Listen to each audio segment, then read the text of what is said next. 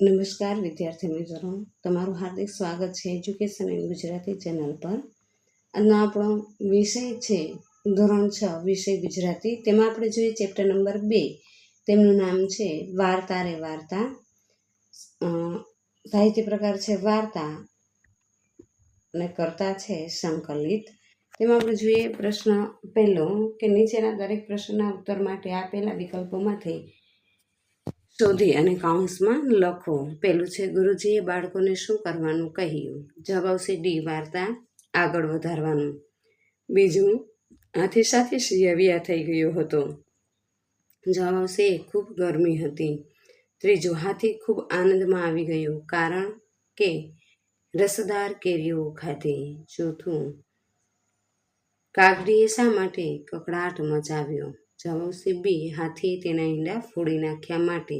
અને પાંચમું, કાગડીએ કોને ફરિયાદ કરી? જવાબ આવશે એ પંચને. ત્યારબાદ પ્રશ્ન બીજો જોઈએ. કૌંસમાં આપેલા વિકલ્પોમાંથી યોગ્ય વિકલ્પ પસંદ કરીને ખાલી જગ્યા પૂરો. એમાં પહેલું છે ગુરુજીનું નામ કરુણાશંકર હતું. બીજું, હાથીએ ખટમધુરી કેરીઓ ખાધી. ત્રીજું, ડાળી પર કાગડીનો માળો હતો. ચોથું, કાગડા ક્રાઉં ક્રાઉં કરતા એકઠા થઈ ગયા. અને પાંચમું, કાગડીના સ્વજનોએ પણ સાથ પુરાવ્યો. ત્યારબાદ આપણે પ્રશ્ન ત્રીજો જોઈએ. વાક્ય ખરા છે કે ખોટા તે નિશાની કરીને જણાવો. પહેલું, કાગડીએ કકળાટ મચાવ્યો તેથી હાથી ભાગી ગયો. આ વિધાન ખોટું છે. બીજું, હાથી ગેલમાં આવીને ઝાડની ડાળીઓ તોડતો હતો. આ વિધાન સાચું છે. ત્રીજું, નાતનું મુખી કાગડીને પક્ષીરાજ ગરુડ પાસે લઈ ગયો. આ વિધાન સાચું છે. ચોથું, ગરુડના દરબારમાં બુલબુલના પડઘમ ગાજે છે. આ વિધાન ખોટું છે. પાંચમું, પ્રધાનમંડળે હાથીને દેશવટાની સજાનો ચુકાદો આપ્યો. આ વિધાન સાચું છે. છઠ્ઠું, બાજ સૈનિકોએ હાથીને સરોવરમાં નહાતો જોયો. આ વિધાન સાચું છે. ત્યારબાદ પ્રશ્ન ચોથો છે કે નીચેના વાક્યો કોણ બોલી શકે છે તે લખો. પહેલું, અપરાધી હાથીને રાજ્યમાંથી કાઢી મૂકવામાં આવે. પ્રધાન. બીજું, ભાઈ તે તો હર્ષમાં ને હર્ષમાં ન કરવાનું કર્યું. કબૂતરી. ત્રીજું, પંચ પરમેશ્વર હાથીના આ કૃત્ય સામે મને વાંધો છે. કાગડી. અને ચોથું, મેં હર્ષના આવેગમાં આવીને જે કૃત્ય કર્યું તેનો મને ખૂબ જ પસ્તાવો છે. હાથી. અને પાંચમું, હું તારા અપરાધની ક્ષમા ઈચ્છે છે એમ હું પક્ષીરાજ ગરુડ પાસે જઈને કહીશ. કબૂતરી. પાંચમું છે નીચેના વાક્યોને પાઠને આધારે ઘટનાક્રમમાં ગોઠવો. એમાં પહેલું વાક્ય બનશે તાપથી શિયાવિયા થયેલો હાથી ઘટાદાર આંબા હેઠળ આવીને ઊભો. બીજું વાક્ય છે સેનાપતિએ બાજ સૈનિકોની ટુકડી સજ્જ કરી. ત્રીજું, સરોવરના છાતીપુર પાણીમાં હાથી ઊભો છે. ચોથું, ડુંગરની સાંકડી ઘાટીમાંથી હાથી બહાર નીકળી જાય છે અને હાથી હદપાર થાય છે. પાંચમું, હર્ષના ગીત ગાતી કબૂતરી હાથીને પેલા આંબાની વાટે દોરે છે. ત્યારબાદ આપણે જોઈએ પ્રશ્ન નંબર 6. નીચેના દરેક પ્રશ્નના ઉત્તર એક એક વાક્યમાં આપો. પહેલું છે સેના કયા પક્ષીઓની બનેલી છે? સેના બાજ પક્ષીઓની બનેલી છે. બીજું, સરોવરમાં હાથી શું કરતો હતો? સરોવરમાં હાથી સૂંઢથી પાણીના ફુવારા ઉડાડીને નહાતો હતો અને આનંદથી ચિત્કારતો હતો. ત્રીજું, હાથીની ધર્મની બહેન કોણ હતી અને તેણે હાથીને શું કહ્યું? કબૂતરી હાથીની ધર્મની બહેન હતી અને તેણે હાથીને કહ્યું કે હાથી ભૈયા તને આ શું સૂચ્યું? ચોથું, હાથીને હદપાર કર્યા પછી કબૂતરીને શું વિચાર આવ્યો? કબૂતરીને હાથી ભૈયાની શોધ કરવાનો વિચાર આવ્યો અને સવાર થતાં તે શોધ કરવા ઉડી નીકળી. પાંચમું, કબૂતરીએ હાથીને ક્યાં જોયો? કબૂતરીએ હાથીને શરીર સંકોચીને નાના નાના ઝાડવાના આછા છાયામાં બેઠેલો જોયો. અને છઠ્ઠું, ગરુડ રાજાએ કબૂતરીની વાત સાંભળી શું નિર્ણય લીધો?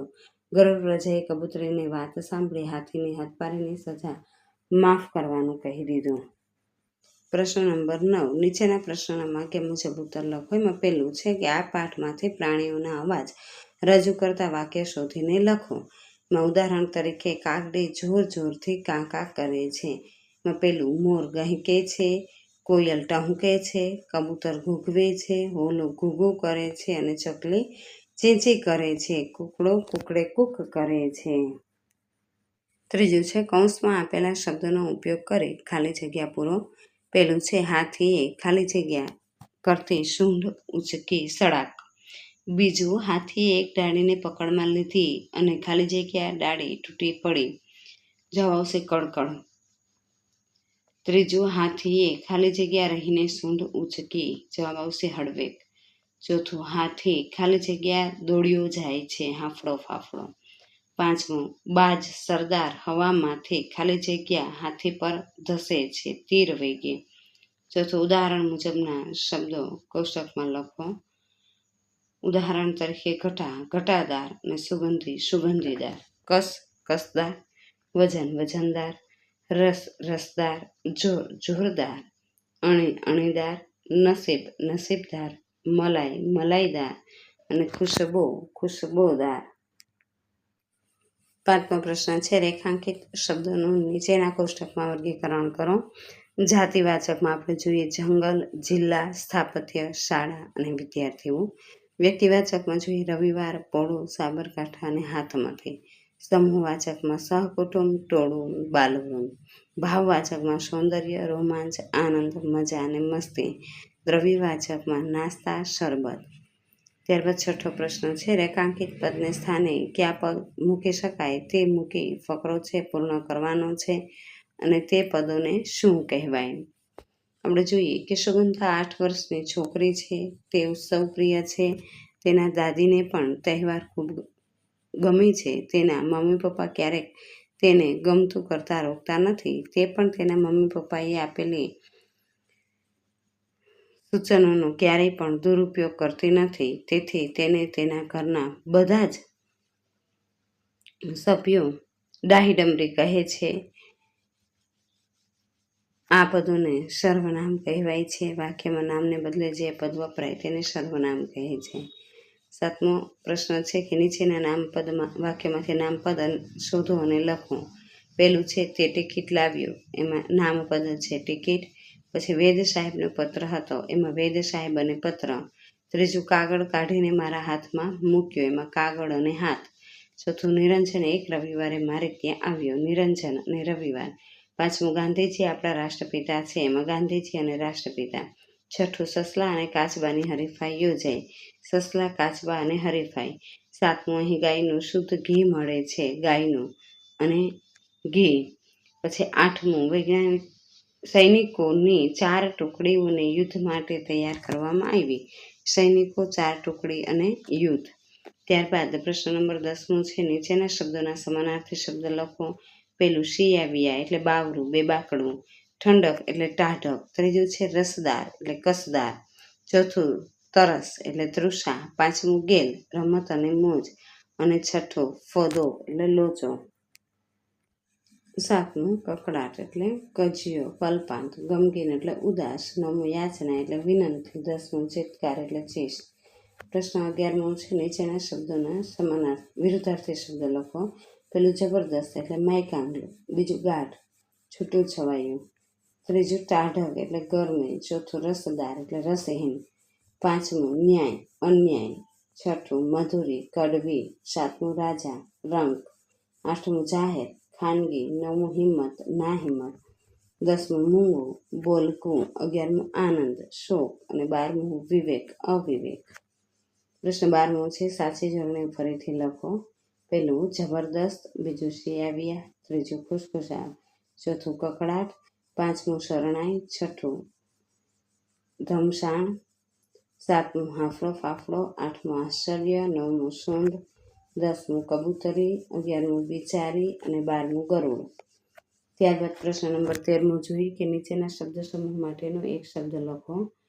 પેલું છે કે કોઈ પણ બાબતે નિર્ણય લેવા 5 કે તેથી વધુ વ્યક્તિઓનું મંડળ, પંચ. બીજું ઢોલ જેવું વાદ્ય, પડઘમ. ત્રીજું દેશ બહાર હાંકી કાઢવું તે દેશવટો. ચોથું વનમાં વૃક્ષોની લાંબી હાર, વનરાય. પાંચમું છાતી સુધી પહોંચે તેટલી ઊંડાઈનું, છાતીપુર. છઠ્ઠું હદ પાર થવું તે પોતાના પ્રદેશથી બહાર હંકાઈ જવું તે હદપારી અને સાતમું ભૂલ કે દોષ માટે પાછળથી થતું દુઃખ કે અફસોસ, પસ્તાવો. પ્રશ્ન 14મો નીચે આપેલા રૂઢિપ્રયોગનો અર્થ આપી વાક્યમાં પ્રયોગ કરો. પેલું છે મોંમાંથી પાણી છૂટવું એટલે ખાવાની ઈચ્છા થવી. જલેબીની સુગંધ આવતા જ મોંમાં પાણી છૂટ્યું. બીજું ગેલમાં આવી જવું, ખુશ થઈ જવું. માને જોતા જ બાળક ગેલમાં આવી ગયું. ત્રીજું રંગમાં ભંગ પડવું એટલે આનંદમાં ભંગ પડવો, વિક્ષેપ પડવો. ક્રિકેટ મેચમાં વરસાદ પડવાથી રંગમાં ભંગ પડ્યો. ચોથું, છળી ઉઠવું એટલે ડરી જવું. અચાનક બારણું પછડાતા હું છળી ઉઠ્યો. પાંચમું છે ઊભી પૂંછડીએ નાસવું એટલે ગભરાઈને ઝડપથી ભાગવું. સિંહને અમારી સામે આવતા જોતા જ અમે ઊભી પૂંછડીએ ભાગ્યા. છઠ્ઠું, હસવાનું ખસવું થઈ જવું, મજાક કરવા જતાં કંઈક ખરાબ થવું. વાક્ય છે વિદ્યાર્થીએ ટ્રાફિકવાળા રસ્તા પર સાયકલ રેસ લગાવીને અકસ્માત થયો, હસવામાંથી ખસવું થઈ ગયું. સાતમું છે અભિમાન ઉગડી જવું એટલે ગર્વ જતો રહેવું. વાક્ય છે નેતાના ખોટા કર્મ ખુલ્લા પડી જતા તેમનું અભિમાન ઉગડી ગયું. અને આઠમું છે ઘાણ નીકળી જવું એટલે ખૂબ જ નુકસાન થવું. વાક્ય છે ધરતીકંપમાં બધા ઘર બહારનું ઘાણ નીકળી ગયું.